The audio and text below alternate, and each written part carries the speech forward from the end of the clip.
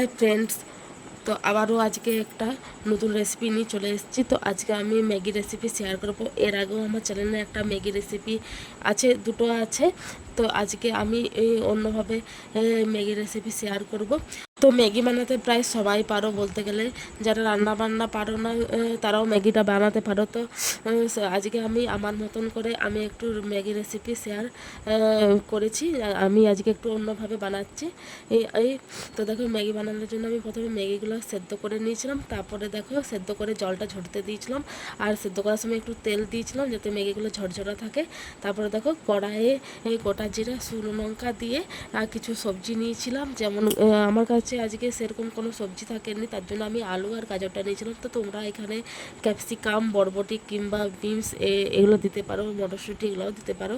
তো আজকে আমি আলু আর গাজরটাই আমার বাড়িতে ছিল, তো ওই জন্য এটা দিয়েই করলাম। তো তারপরে দেখো, ভালোভাবে এই সবজিগুলোকে ভেজে নিলাম, আর তারপরে ম্যাগিটা দিয়ে দিয়েছি। আর দেখো, প্রায় আমার আলুটা ভাজা হয়ে গেছে। তারপরে আমি ম্যাগিটা দিচ্ছি। তারপরে ম্যাগিটাও ওই আলু আর গাজরের সাথে ভালো করে মিশিয়ে দিয়ে আর একটু সয়া সস দিয়ে দেবো, তাহলে একটু চাউমিনের মতন হয়ে যাবে। আর হ্যাঁ, এটা বলতে ভুলে গেছিলাম যে আলু আর গাজরটা ভাজার সময় আমি তখনই নুন আর হলুদ 1 চামচ করে দিয়ে দিয়েছিলাম। তারপরে দেখো, সয়া সসটা দেওয়ার সময় দেওয়ার পরে আমি আর একটু কিছুক্ষণ নেড়ে নেব। আর বন্ধুরা, আমার ঠান্ডা লেগে গেছে, তার জন্য কথা বলতে একটু অসুবিধা হচ্ছে, তো তোমরা কিছু মনে করো না। তো দেখো, এবার দিয়ে দেবো টমেটো সস। তো টমেটো সস দিয়েও ভালো করে নেড়ে নেব। তো এই রান্না করার সময় টমেটো সসটা দিলে না টেস্টটা আরও বেশি ভালো লাগে আমার। তো দেখো, টমেটো সস আর সয়া সস দিয়ে আরও কিছুক্ষণ নাড়াচাড়া করে ম্যাগির মধ্যে থাকা যে মশলাটা, ম্যাগি মশলাটা, তো ওইটা দিয়ে দেবো। তো এখানে আমি এখানে 2 প্যাকেট ম্যাগি করেছিলাম, আর মানে একটা প্যাকেটের ম্যাগির মশলাটাই আমি দিয়েছি। তো 2 প্যাকেট দেয়নি। তো তোমরা চাইলে 2 প্যাকেটও দিতে পারো, কারণ ম্যাগিটা শুধু আমরা খাবো না, তো আমরা মেয়েও খাবে, তাহলে ওই জন্য ম্যাগি মশলাটা বাচ্চার শরীরের পক্ষে অতটা ভালো নয়, তার জন্য আমি 1 প্যাকেটেই ম্যাগি মশলা দিলাম। তারপরে দেখো, সবার লাস্টে আমি গোলমরিচ গুঁড়া দিয়ে দেবো।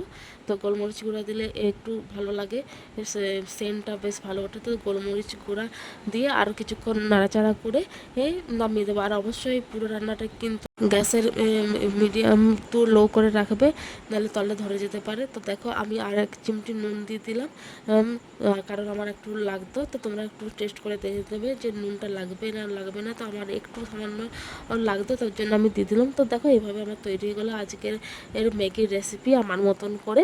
তো তোমরা বলবে যে কেমন লাগলো, আর অবশ্যই এভাবে একবার ট্রাই করে দেখবে। তো দেখবে এরকমভাবে খুব ভালো লাগে। অনেক রকমভাবে ম্যাগি বানায়, তো এরকম করে খেতেও খুব ভালো লাগে। তো আজকে এর মতো এই পর্যন্তই। পরবর্তী রেসিপি নিয়ে আবার হাজির হয়ে যাবো। তো